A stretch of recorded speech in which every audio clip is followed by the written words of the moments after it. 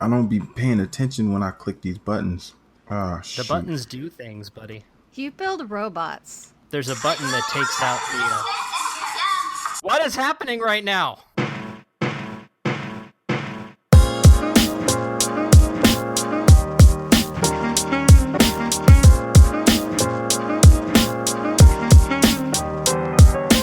Welcome to Maker's Hustle, the podcast about turning your passion into a profession.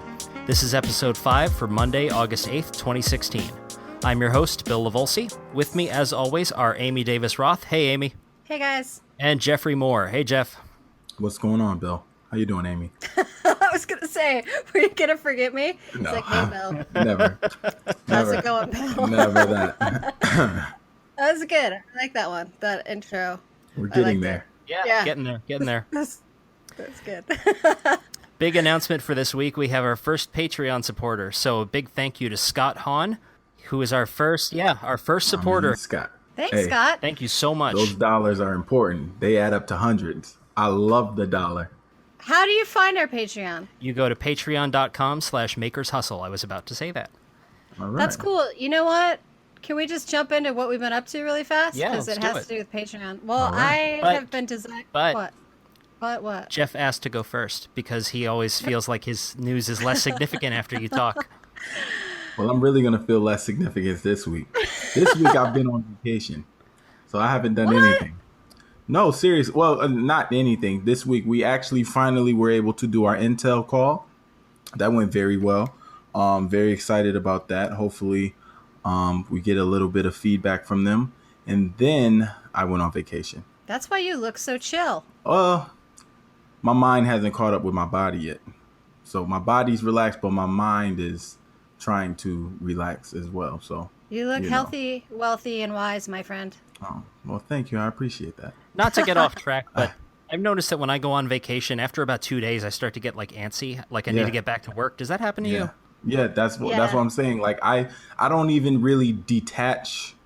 Like I'm always thinking about stuff, and so my body can relax, but I'll find myself like sitting on the couch or with my feet up, and I'm thinking about 100 things while I'm staring at the TV, and it's Yeah. like, oh man, I got to remind myself to relax. Like just forget about it. Worry about that tomorrow, or I'll try to force myself to take a nap.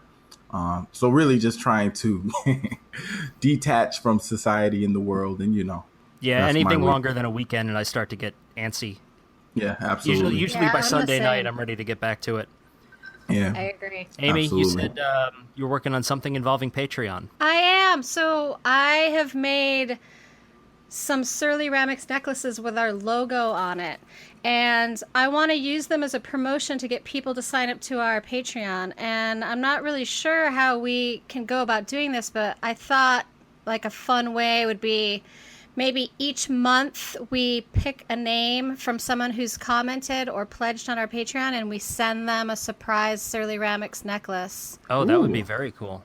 Okay. Yeah, like we could put all the names in a hat, and then on the episode, each episode, we could like pull a name, or maybe once a month. I don't know. We'll have to figure it out. But definitely, I want to use it as some sort of a promo for the lovely listeners who want to support us. Absolutely. And we can they're we can really do a couple cool. of things.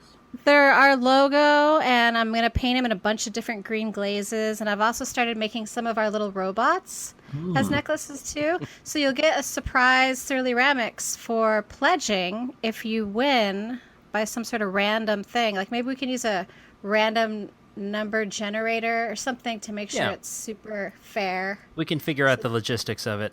Yeah, Yeah. that sounds like That's fun. awesome. Now I got Yeah, to 3D so you print can- some of our little robots. See, I'm Oh, showing look you at guys that. in the... There's one right there. I'm showing the guys. We'll put a picture of it Yeah, in our Oh, show that's notes. nice. that is so cool. That's the first one. I want one. Yeah. How do I get one? You'll get one because I've decided that I'm going to go to Maker Faire, New York.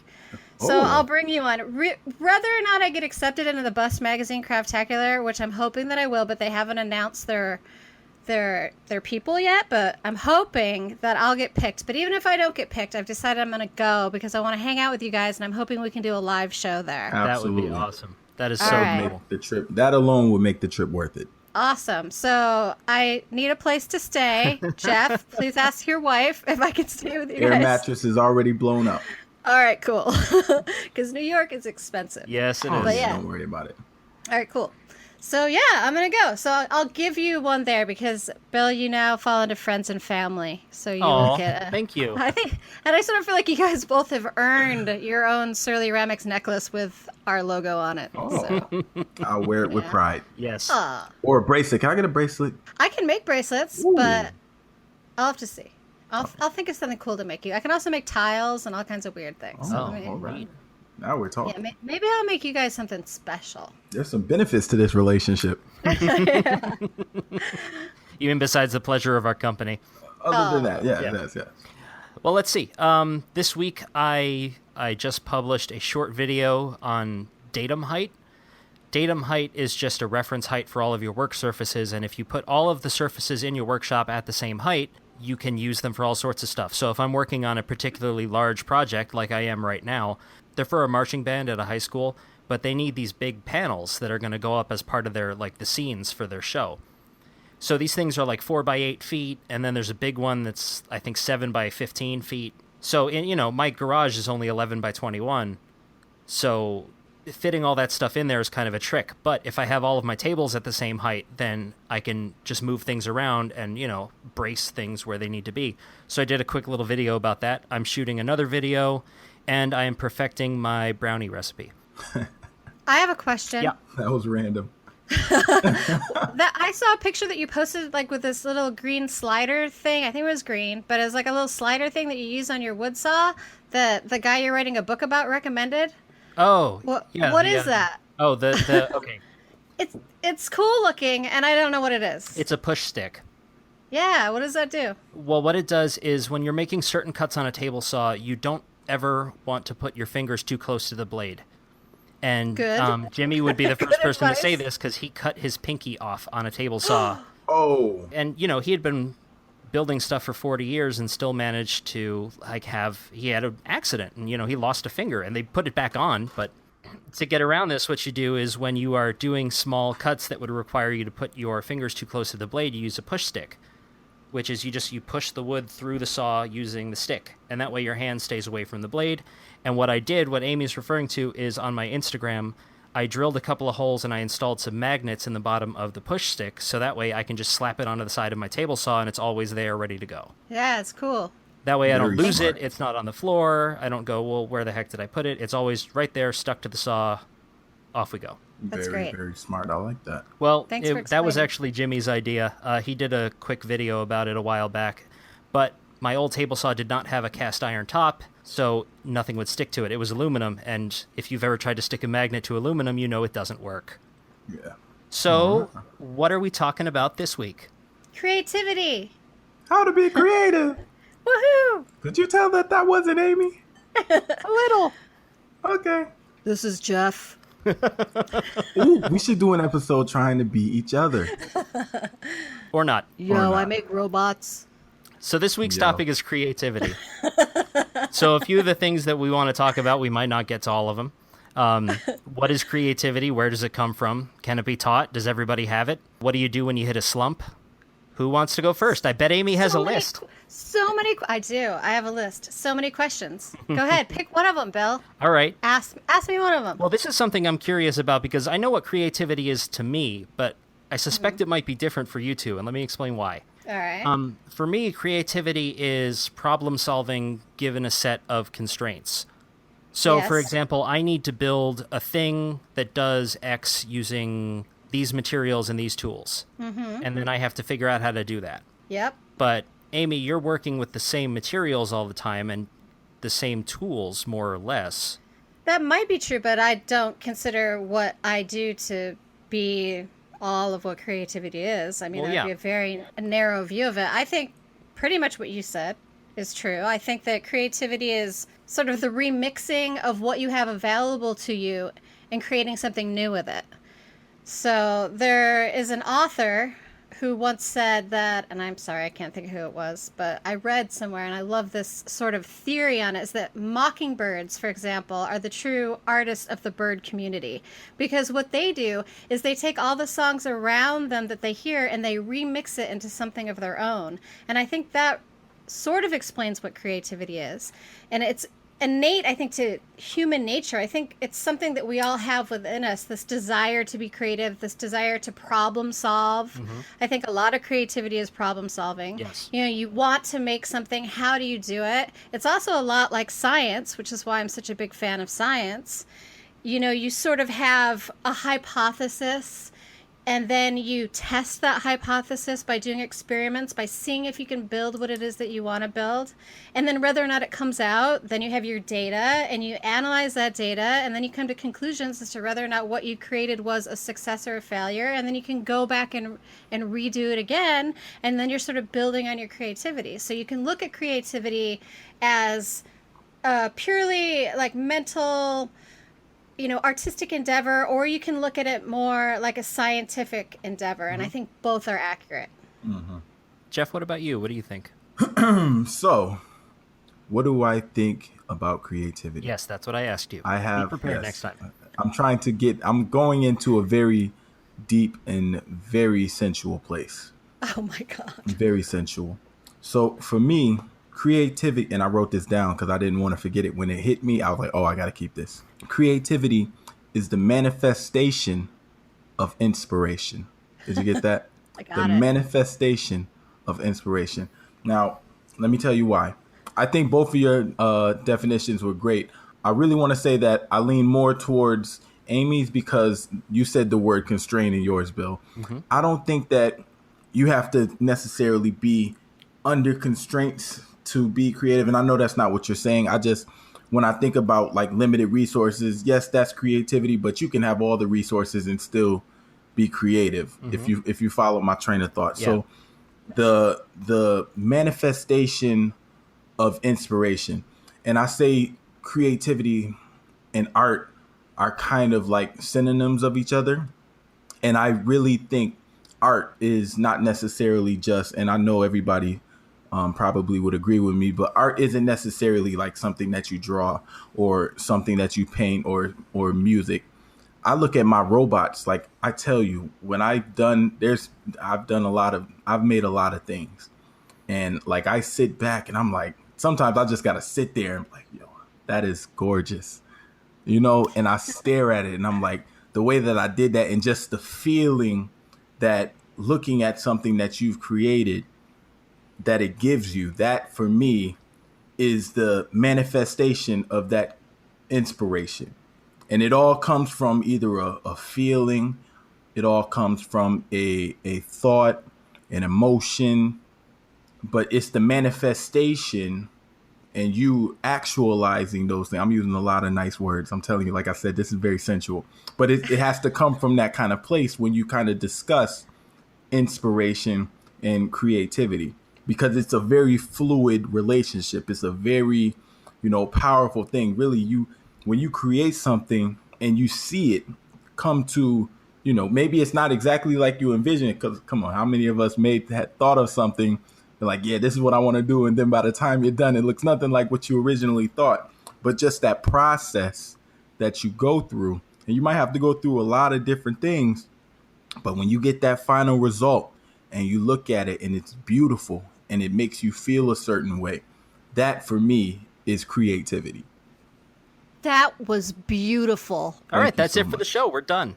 All Thanks, right. everyone, for joining us. So I guess really we move on to the next. We move on, and I say that because I think I told you guys, I don't remember if it was last week or 2 weeks, but periodically I go in and I talk to kids about creativity because it's very difficult. People want me to come in and talk about robots. Number one, I'm not qualified to come in and teach you about robots. I could talk to you about them, but I can't teach you about them. And then the other part of that is I don't believe it's effective to come in, do this great presentation for kids on robots, and then there's no follow-up. So really, when I come in to talk to kids, I speak to them about really creating things and being creative, and how do you feed your creativity? How do you start to develop your sense of creativity? And the questions that I always ask them is, what do you like to do? What are you interested in? Mm-hmm. What are your favorite cartoons? What is your favorite food? Just different things to get them thinking. And then I try to connect that to what is your favorite class in school? What are some things that you're good at? and trying to take that and kind of mold that into some level of awareness where they can start to connect that to whatever skills that they have so that they can create things. And, that's creativity to me. Creating Yes. inspiration, manifestation, and any other Asian you can think of. I love that. I love Jeff this week. Jeff, you're the best. I thought long and hard about this one. I put an extra hour. This was one of those things I thought about while I was sitting on the couch this week. That's great. I hopped off the couch. I was like, oh, I got to write that down Very before I nice. forget. Very nice. See, that's my thing. Write it down. Have a Write it list. down. It Yeah, really it helps. does. Literally 5 words on a piece So, of Jeff, paper. I got a question for you. They Yes, all sir. ended with ION. ION. At least 2 of them anyway. Inspiration and motivation. What's your question, Bill? From what you just said, inspiration is the mental component, and then creativity is the physical component. Yeah. There's the inspiration is the mental, emotional. Creativity. It's like, all right, so Amy, you're going to like this one. Follow me now. All right, I'm with So you you. know how people talk about natural selection? Well, they get evolution and natural selection confused. So people Yes. start to talk about evolution, but really what they're talking about is natural selection. Evolution is the concept, but natural selection is the process. So inspiration is really like, it's the process, making it, doing it, thinking about it, feeling it. That's all part of the process. The overarching theme, or I mean, if you want to call it a theme, is what I would call creativity. Just all of that in one thing. So natural selection would be if whatever you created survived the creation process I was and was using- accepted into the world and the world wanted more of it. That would be the natural selection. So I was if using you're... that And we as a are now metaphor. I stretching that wasn't- not a metaphor as direct far as we correlation. brought me into this. You Not, brought not, me in. Yeah, not So a, you can evolve an idea and you can evolve one of your robots and keep on changing it. That would be evolution. And then natural selection would be if that robot is accepted by the world and people pay money for it and it survives. Okay, I wasn't thinking about it that's not what I meant. What I meant was people say that so they'll ask you a question like, okay, so why is it that people adapt to situations, right? The thing about it is people adapt in different ways, right? If the adaptation works well, then yes, that one moves Will on and then the survive, rest yeah. of them don't, right? Yeah. And over time, that entire thing is what we call evolution. That's what I meant. Now, not specific. I wasn't trying to draw the exact correlation. I was just saying all of these things that we're talking about is the small little components that go into this big thing that we would like to call creativity. Sorry, I should have used a different metaphor. I thought it would go a little bit smoother than it did. There is a theory, and I can't remember what it's called exactly, but it's about how everything sort of builds upon itself. So whatever I create or you create is going to feed into what the next person creates, so that therefore creativity creates more creativity or it Absolutely. creates new things. Absolutely. So we're getting a little out there, and I promise we have not smoked any weed for this episode. Well, how do you know that? Well, I can't verify this based that we're all in other cities. We're going to but, take a 5-minute break and discuss what we're not going to talk about on the yeah. air anymore.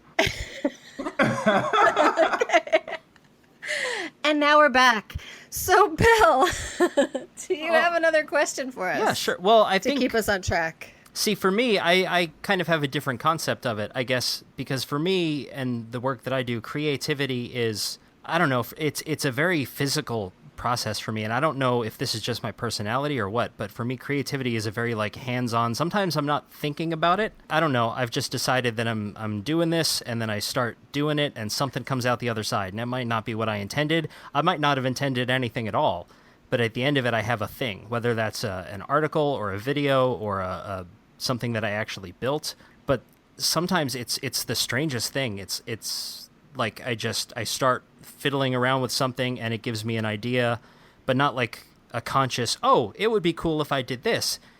It's just I make some kind of association in my head and then start following that, and at the end of it I kind of look up and it's been 4 hours and I have, I built a bunch of drawers or something, or or I made a tape dispenser out of wood, and I'm like, how did that happen? Okay, yeah, So it's like it's very stream of like flow consciousness. Yeah, I was state, about to say. like not even it's not even conscious thought at that point. It's not, okay, this is what I'm doing, this is how I'm going to do it. It's more, I'm going to do something, and maybe I'll get something out the other side. Well, I Yeah. mean, I think it's different for But that's everybody. what's so cool about it. I absolutely think it's different for everybody. So for me, it's like I never, and maybe it's just because I have a lot of things happening at the same time. So for me, I have to compartmentalize. So let's say I'm working, right? And I'll be in my office busting out, developing a training for something. And I'll either, in the middle of typing a sentence, a thought will pop up in my head. So I immediately stop that sentence, pull up a whole new window, and I have to jot that down. And then I start flowing with that. And then I'll go back to the thing that I was working on, or I'll stay on that. But it's always a constant, it's always a constant process of me thinking, or me you kind of molding these thoughts before I even get to the point where I actually actualize. I can't say that. Actually begin to start something. So I mean, and that's just my process. I don't think that anybody should use the same process. I mean, and I've never had a stream of consciousness, so I'm looking forward to that moment, Bill. I think, honestly, I've fallen between both of you guys on this, because I do the fine art type stuff and the illustration and the sci-fi drawings that I do. And then I run the business surly-ramics. So, for example, I will get custom orders from someone. Like recently this week, someone asked me if I would make these like angel wings that hang down, but it had to be 1.5 inches or smaller. So I had to come up with a way within those restraints to make this design look the way the customer wanted it to look. So that was a situation where I guess I was like working in, certain parameters, but then also I allow myself certain days out of the week where I can just sketch. And I do that for my sci-fi Patreon project. So I just let myself sit down at the table and just start sketching whatever I want. And that's how I come up with my kooky little robot designs that I do. So I do both. I do the stream of consciousness when I'm just sketching stuff, and then I clean it up, and then I ink it before it's the final illustration. So I have to do both. So I completely understand where you both are coming from. Yeah. And there are many ways to approach a single project in terms absolutely. of creativity. It's so funny. Like I'm thinking about what you just said, Bill, and literally I don't think that I've ever just sat down to do something. And maybe that's a problem, because maybe that means that I'm not maximizing my creativity. I'm not pushing my creativity to the limits. And let me explain what I mean.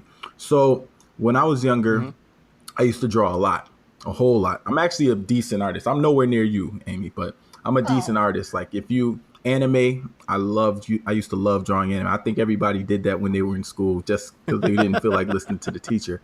And I found that I was very good at tracing, or well, not tracing, but having one picture and then drawing a duplicate. Right. That's how you learn. That's how I learned. Yeah. And that kind of shaped the way. So when I would start to draw my own anime characters, they would kind of resemble the other guy. So really my style was your toolbox. You're building absolutely. That's where I got it from. But I don't think that I've ever tried to just sit down and draw something for the sake of drawing that wasn't a kind of similar to what I've already been drawing. And it's probably not an issue. I'm not saying that anybody who's out there doing it, it's an issue. I'm just saying that I've never tried to do something without an end result in mind. Every time I go, whether I'm creating a component for the robots, whether I'm working on some type of ad, whether I'm just, drawing something for like some kids or something like that, it's always a thought that I have that I'm trying to accomplish, and I'm trying to get as close to that thought as possible. I think it's easier that way, actually. Like if someone tells me they want something, like this whole robot project I started was because a good friend of mine said, I want a sad robot. Will you draw me a sad robot? And I was like, sure. And then I did like 15 of them. And now I'm drawing happy ones too. But like that's how the project started, was just because someone was like, hey, will you do this? And I'm like, yes. Because I look at it as a challenge, and that's fun to me. So yeah, I think it is harder in some cases just to have no idea and sit down and create something. Just What's the saying? The tyranny of the blank page. It's a writer's thing, but it's just if you sit there with a blank sheet of paper and no idea of where you're going, that's the hardest thing you can do. Which is why when I initially gave my definition, I said it's problem solving within a set of constraints. Like Amy, you said somebody wanted angel wings, but they had to be within certain dimensions. So you had to figure out, okay, how am I going to make this have the drama and the presence that I want in this piece of jewelry? Yeah, they saw a larger one and they're like, we want it small. So in yeah. 1.5 inches. That's what they said. Yeah, and it's really hard to do the Sheesh. ceramics That's tiny. very- Yeah, and you want it to A not 1.5 look like inch space is you want it tiny. to not look like chicken wings, you know. Right. But I mean, that is the kind of thing. I think that's where I thrive. Is that kind of okay? I needed to do this, but you know, whether it's the commonly accepted way of doing it is inaccessible, or I just don't feel like doing it that way, or I don't have access to that tool or that material or whatever it is, I've got to come up with a different way of doing it. And I feel like that's where all of my best ideas and my best projects come out of, is that whole, okay, I know that the right way to do it is over here. I can't do that. So how am I going to get it done? Because I'm not going to give up, because I'm not a fan of doing that.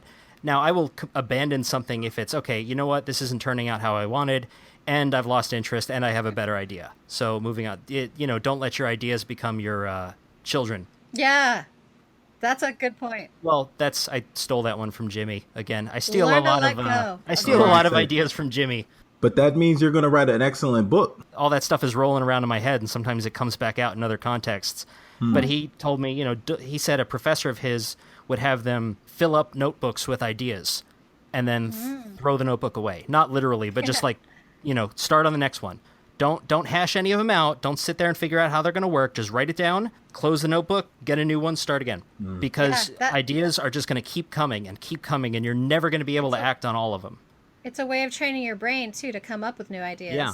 It's an excellent way. There's a fun thing you can do. I don't know if we were going to talk about ways of staying creative, but a fun little thing that you can do with a notebook like that is you can take, like, ideas, materials, and maybe colors, and you write a whole bunch of them down, and then you like put them in hats, or you put them somewhere and you mix them all up, and then you pull one from each one, and then you force yourself to make something within those constraints. Yeah. There's an artist named Mark Tansey that does this, and he does it with this giant wheel where he has like historical figures, and he has locations and situations, and he has this wheel that he spins, and then wherever it lands, he creates some gigantic painting based on that, and that's how he gets a lot of his ideas in it. He comes up with some really fascinating work. So it's a good idea to sort of just mix up things and then force yourself to make something new out of it. Yeah, I think about talking about how earlier I don't really just make stuff without like a long-term goal or something that I'm trying to accomplish. I need to start doing that. Now that we're having this conversation, I think that I'm going to just sit down and try to, just put a thought on paper and see what comes out of it. So I'm going to try that after this. But I think about the other side of me that is always doing the goal-oriented creativity.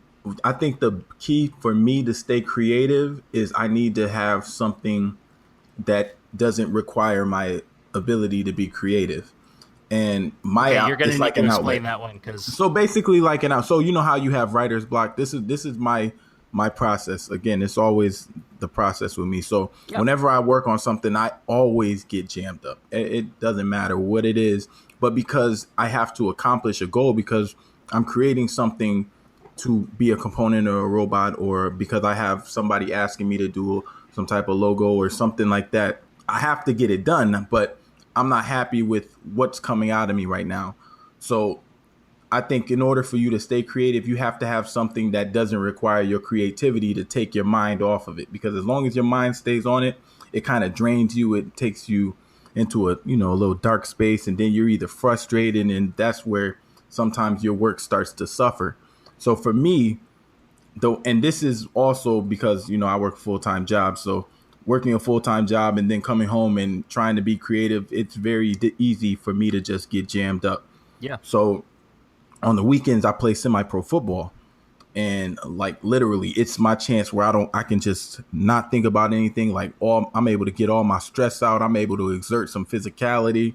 I get hit a couple times. I hit a couple people, so I think it's very important for people to have outlets that don't require them to exert that level of creativity and kind of detach themselves from their projects, from their jobs, whatever. I don't care. Go to the gym, go for a run. Maybe if you're struggling and you're sitting there and you see your creativity is starting to simmer out, stop, grab some music, and go for a walk. Oh yeah. That is some of the best advice. Yeah. Seriously. I've read a lot of things even on business, and the best entrepreneurs and the best CEOs and the most creative people, one of the things that they all do is some sort of exercise. Absolutely. And it's extremely important for all of the reasons that you noted. It just, it's a stress reliever. Oh my goodness. Just imagine having an idea that you want to do, and you know how you have a concept in your head, but trying to make it happen is not coming out the way you want. Yeah. And a lot of people just sit there and pound away at it. And I mean, there was a point where I was doing that, and I found myself just being very, very beat up, very, very tired. Like I was taking naps. I would come home and I would literally take a nap for like 4 hours, and then it'd be 9 o'clock. And I'm like, oh my goodness. So now I'm up until 3 o'clock in the morning working on these projects. And, at 3 o'clock in the morning, you're not giving it your best. Yeah. You're not. So, it's very difficult. So I think it's very important that in order to maintain your level of creativity, you have to be able to detach yourself from your projects, take time off, do stuff other than that don't require you to be creative. One of my recommendations for this week is actually an artist named Laura Kampf, and she's based out of Germany, and she did a video a little while ago, and she said that your work can only be as interesting as your life. Ooh, that's deep. Yeah, I thought that was deep. Great. That was really great. Oh, that's deep. True. That's good. Yeah, but you can't be working all the time. You have to get out and feed your brain sometimes. You need to, take in some music, go for a walk, let your brain wander. Do something other than just this focus-driven, because forced creativity is, it's a valuable skill to have when it's like, okay, the client needs this and I got to get it done. That's fine. And that's professionalism. Right. Do that. That's professionalism. In order to do that, you need to in order go to the be beach. able to do that without blowing your brains out afterwards, Yeah. you need to be able to do something else. Yeah. Too. That's why I went to Santa Monica Pier yesterday and I caught a bunch of water Pokemon. Okay. It was Really? great. How do you like the new update with no footprints? When you click on them, there's no footprints. There's That's the update. You didn't notice that? I did, but I thought it was just like a glitch in the system because it's because always buggy. The footprint thing broke a couple weeks ago, where it was always 3. When it first came out, you would go 3, 2, 1, so it helped you find a Pokemon. And then it was broke, so then it was always 3, no matter how close. And Pokemon with 3 would just pop up on you, so it was broke. So what they did was they took it out completely, because I guess they just figured it'd be less complaining if everybody just didn't know where they were. Didn't know where they were going. Yeah, so I still love that game. I don't care. No, I actually have. And you know what's crazy? You would think with me taking a break this week that I would be able to get out more. I've been stuck on level 16. I was stuck on level 15 and 16 for like 2 weeks. Well, I don't have a car. You make sacrifices to be an artist. So one of the sacrifices I've made in order to have an awesome, huge art studio is that I don't own a car. So I hardly ever get to go out because my husband is like working a full-time job. So only on his days off, I'm like, can we please go to the beach so I can get some water Pokemon? So I'm on level 13, I think, right now. Yeah. So you're doing better than I am. And of course you're in a city, so it's I'm like sort of in like suburbia is where my house is. I keep catching the same Pokemon over. Oh yeah, all those over rats over. and Pidgeys are everywhere. Okay, we have totally changed topic, and Bill is giving us dirty looks. Sorry, Bill. We're back. We're back. I am not. We're back. You gotta take a break and go play Pokemon so that you can come back to work and get a lot done. Yeah. Okay, so I wanted to bring up really quickly a study that was done that I've mentioned on my other podcast that I do. And by the way, I'm on another podcast. It's called Mad Artcast. It's about the intersection of art, science, and pop culture. And it's for the blog Mad Art Lab. But we talked about this study a while back on that podcast. And I thought it was really interesting and something that y'all might like to know about, especially you, Jeff, because if you just want to chill out and do some stream of consciousness artwork, it actually has been scientifically shown that it reduces cortisol in the body. And cortisol is the hormone that is released when you're stressed out. So they did a study, and it was a small study, but it had very relevant results to do more work on it. What they found out was that even if what you make is terrible, it still reduces stress. So if you put people in a room and you do a swab in their mouth to check for the hormone of cortisol, and then you say, make something, and you give them some supplies, and it can be markers, clay. I think that's all they really gave them was clay, markers, and maybe one other thing, and paper. And they're like, go ahead and make whatever you want. And even the people that had no experience in art at all showed a reduction in the stress levels when they swabbed them afterwards. So it's really kind of a fascinating thing to think about, that creating art, like the stream of consciousness kind of art, where you're just making something to make it, not because it has to come out nice, can actually make you healthier and happier. Yeah, absolutely. That's It's fascinating. a really cool study. It's called The Reduction of Cortisol Levels and Participants' Response Following Art Making. And it was published, I believe, in Art Therapy Journal of the American Art Therapy Association. So we'll link to that. It's a small study. It had 39 participants. So obviously it was something that they need to do further research on. But what I found most interesting was that it didn't matter if what you made was good or not. You still felt better afterwards. Well, I gotta say, this isn't a study by any means, but I do know that if I feel stressed out or wound up or just unable to focus, I'll drop what I'm doing and go down to the shop for an hour or two and just mess around. Just, okay, well, I've got this piece of scrap. Let me see what I can do with it. And Yeah, and sometimes just the play. answer is nothing. It's, well, now I cut it in two and now it's two pieces of scrap. Okay, great. But at the end of that, I find that I'm calmer, I'm more collected, I'm better able to focus. And I know that I'm not the only. I've heard this from a lot of other makers out there, like, woodworkers and workshop-y types.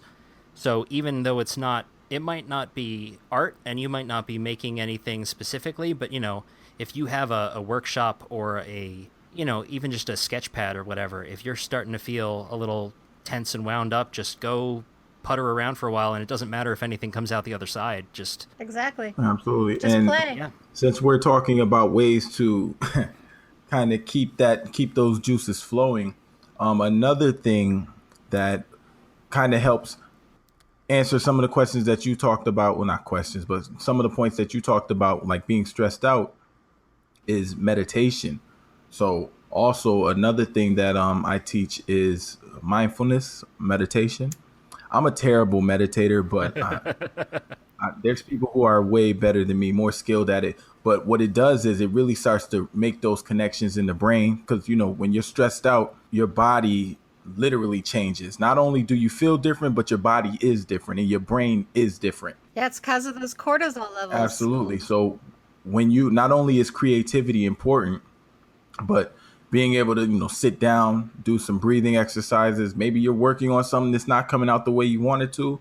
Close your eyes, count to 10, count backwards from 10 back to 1. Breathe in, change your breathing. It's very powerful stuff. Like I said, I'm not an expert. I'm nowhere near the best meditator in the world, but I have found that it has improved my concentration and my ability to work through some of those situations where maybe my creativity started to sputter a little bit. That's awesome. We're dropping some dimes today. We're dropping some dimes today. Mindful meditation, yeah. You know what my It's my a good meditation has been is archery. Oh, thing. by no means does meditation. I actually have to stretch. Yeah. So when I first started meditating, my meditation was sitting in a chair, and we used to do it in a group. We used to sit in chairs. Some people do yoga. For me, I have to stretch now. I have to, because the physical aspect of, feeling muscles and ligaments and bones start to relieve that stress in the body, all the way down from the head to the toe. And it really makes a difference, because as soon as I get back up, as soon as I sit back down on my computer or start working on something, I immediately find a solution, or I immediately make a change, and that change is an improvement. So, hey, oh my goodness, absolutely. I have a theory on this, and who knows if it's true, but when you can't remember a word, there's something or someone's name and you just can't get it, but you know that you know it, so you have to think about something else in order to remember You it. have to forget what you were thinking about. Yeah, and then all of a sudden, bam, you remember Comes it. right up, comes right Yeah, back. I think that this is sort of a similar thing. I have Absolutely. no proof to back that up, but I really think that is why it's important to sometimes walk away Walk and then away. come back. Yeah. Anecdotal evidence. I found that though that when I don't do that, when I don't walk away, that's the fastest way to ruin a project. If I try to force it through, I am going to mess it up.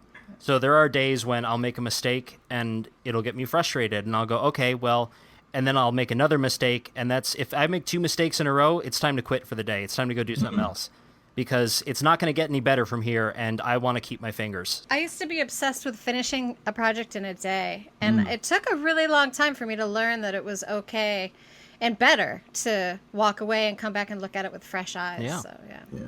I think it's important. You have to learn what works for you. Cause for me, I've learned what are the best times for me to work. I know what are the best days for me to work. I know what are the best situations. If I'm about to do something and I know like I just had a rough day, today's not going to work for me. I know, let me make a note of this. I actually in my living room / workshop / office, I have a whiteboard on the wall right next to the decorative pictures. So it's kind of half my room, half my wife's room. But anyway, so on my whiteboard, I make like the little boxes where I make notes of things that I have to do, things that I've done, and I make sure to check those off because it's easy for you to forget. Oh, yeah. But I know which days work for me and which days I'm going to be able to go get stuff done and which days I'm not. Oh, I that's cool. support list making. And list making. I'm a list maker too if I think If about it I like come that. stay at your house, I'm going to mess up that board. Oh, well, that's okay. Hopefully, listen, if there's still stuff on that board when you come, that means I'm not ready for Maker's Fair. Okay, That's gonna alright, be. fair enough. You should see the list. The There board should gets. just be a big smiley face on the board when I get there. Oh, if it's not, then I'm in trouble. last year, I had probably like 10 things. I literally did not sleep for 2 days. Oh my God. 2 days straight. Like I skipped work. I didn't go to work. 2 days straight working, and I probably was being more ineffective than effective. That you know what's crazy, and that's Yeah. one of those situations where had I maybe did something different, I might have been able to save myself a couple of prints. But otherwise, no, I sat there 2 days straight just making stuff. I didn't like it. Up, went back to the drawing board, immediately changed it. I had the 3D printer going nonstop. It was crazy. It was a hot mess. It was a hot mess. Literally with a 3D printer. It Yes, was a hot literally. mess. My 3D printer is actually broken right now. I'm very sad. Oh, It's not really broken. The filament. I spent a lot of money on filament, and I think I maybe got the wrong filament because I went to the store, and usually I get the smaller spools, but I found that the big spool was on discount. Like it was a crazy discount, like blowout. But what I think that they did, this is what I think they did, and I'm not going to say the name of the store because I don't want them to sue me. But I think they got the generic brand of filament and put the MakerBot label on that generic brand, because every time I buy the small spool, it works perfectly. I bought this large spool, and when I tell you, it doesn't even stick to the print bed. It's so annoying, super annoying. So now I got to go and find some more filament, but that's a personal issue. I'm sorry. What do you use? Plastic? Is it a PLA plastic? Yeah, Yeah. it's like cornstarch and all this other stuff. yeah. Maybe it's the color that I got. I don't know, but this really set me back. This is part of the reason why I haven't done anything this week, because my printer is not working optimally. Sounds like it's time to do some problem solving within a set of constraints. Yes. Well, I've actually, so you want to know what I did? Yeah. I actually have 1/4-inch wood pieces, like these wood planks. I don't remember where I got them from. I actually found them in my office, and I was using them to put up my second monitor. So I have 2 monitors. Don't ask me why I have 2 monitors, why I need 2. I don't. Because you're an artist. Yes, and That's I like why. to watch videos. But let me not say that before I lose my job. Anyway, the point is, I had these 1/4-inch wood pieces, and what I did was, because 3D printing in the way that I'm kind of designing right now is so that I can either 3D print or laser cut. I just figured, why not just use the laser cut pieces and go and cut those out. So I was actually in the wood shop. Bill, you'd be proud of me. I was using a scroll saw. Oh. I love the scroll saw. That's going to be the first thing I get when I buy a house. I'm getting the scroll saw. I'm going to get me a nice circular saw, and I'm going to be cutting wood for a week. I love the smell of burnt wood or cut wood. It's incredible Yeah, to me. me too. That's a good I smell. love Yeah. that. I agree with So that. I've been making parts out of 1/4-inch plywood. Cool. Yes, so I'm proud of Well, myself. there you go. Your 3D printer goes down, so you find an alternate method. You got to do it. I think All right. that's probably a good place to wrap up for the week. All right. Do we Happy to have? end on a good Yeah, note. that's a good note. So, do we have recommendations? I do. All right, Okay. Amy, what you got? You absolutely 100% have to go and watch Stranger Things on Netflix. Yes, you do. Have either of you guys watched Never heard of this? Yes. Never heard of it. So good. Oh my god. All right. So basically it's a sci-fi thriller that references pretty much every awesome 80s movie that ever was made.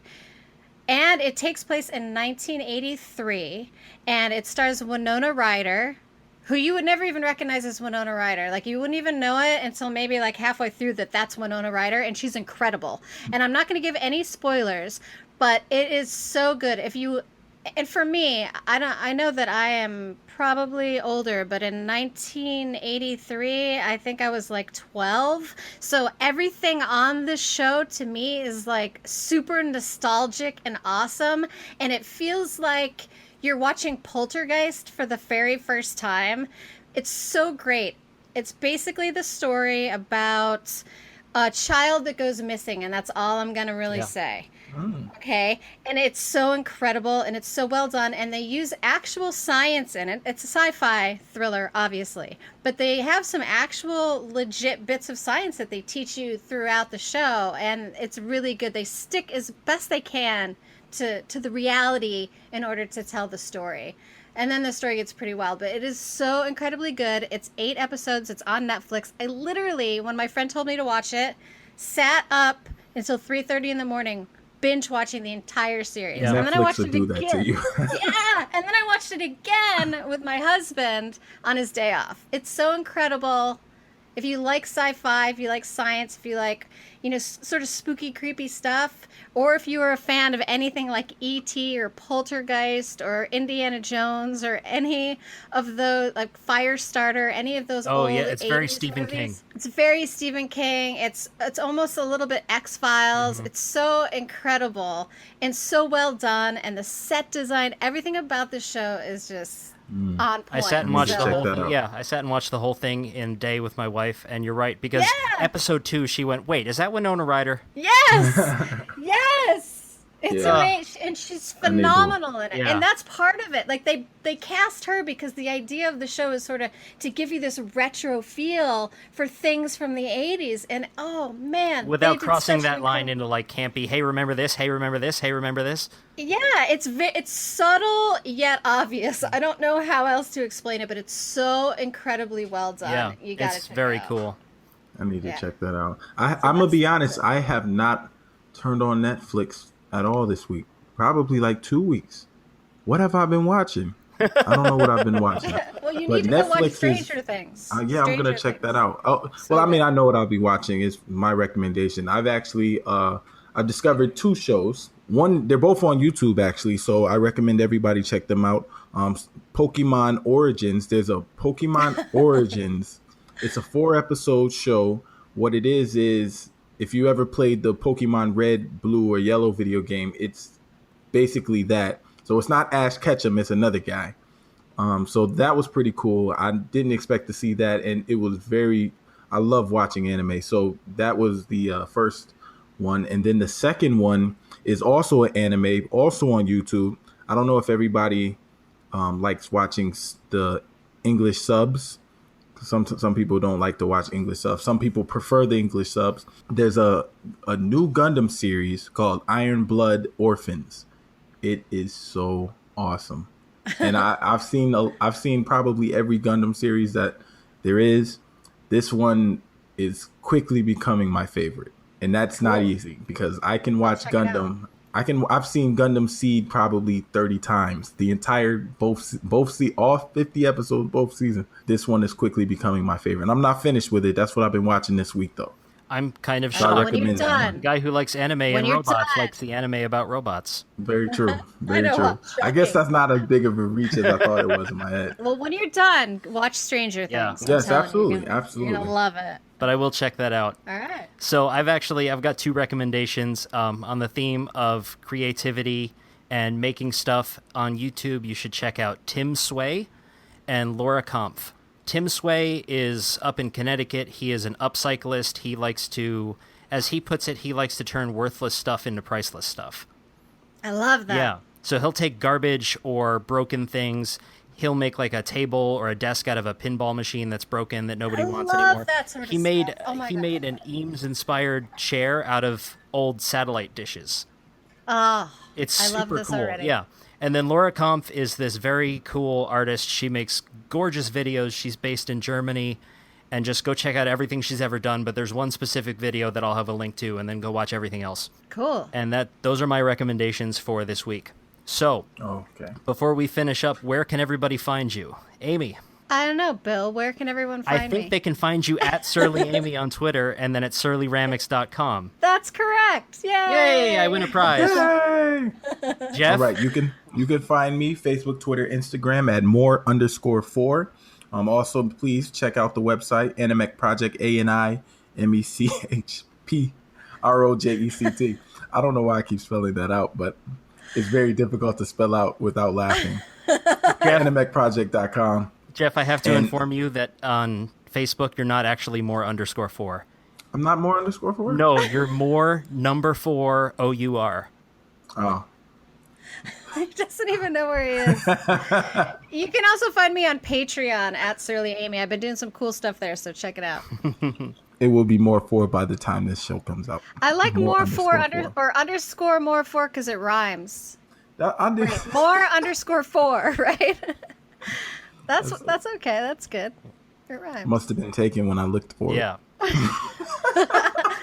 You could be the real The more real underscore more 4. 4. I'm changing it right now, actually. If Facebook will let me. So you cannot find Jeff on the internet. Not this week, anyway. Not for the next 20 minutes, actually. By the time this episode comes out, they will be. All right. You can find me at One Car Workshop on Facebook, Twitter, and Instagram. You can find me at onecarworkshop.com, or you can search Bill Lavolsi on YouTube or makezine.com. And if you can't spell my last name, just go to onecarworkshop.com. There will be links to everything I've ever done. Because he's awesome. I don't know about that, but okay, I'll take it. So that's it for this week. If you're listening to the show on iTunes, please take a moment, leave us a rating, and tell us what you think. I've got a couple of current reviews of the show. The Real Rod Reyes says, loved it. Just listen to the first show. That was awesome. The jive between hosts is good. Content was great. I'm definitely interested in listening to more. Keep up the great work, you guys. Thank you very much. And then I've got a review here, another 5-star review from Blue Barn Workshop. Some folks from my various areas of interest, art, science, and woodworking, etc., discuss getting things done. So Thank you for that. Again, find us on iTunes, leave a review. It helps because the higher we are rated in iTunes, the more people will be exposed to the show. We love that. You can also find us on Twitter, Facebook, and Instagram at Makers Hustle.